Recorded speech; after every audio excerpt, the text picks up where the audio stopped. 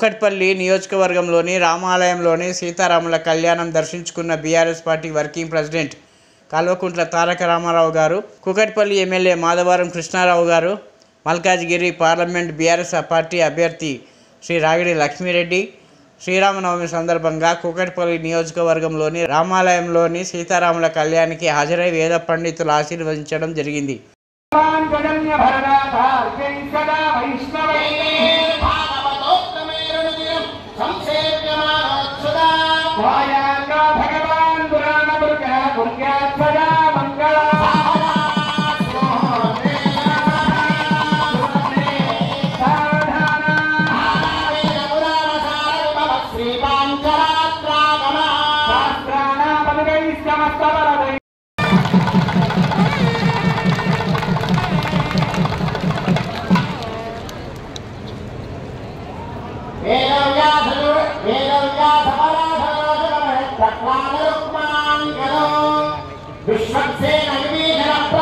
भक्तैः सदा देविनः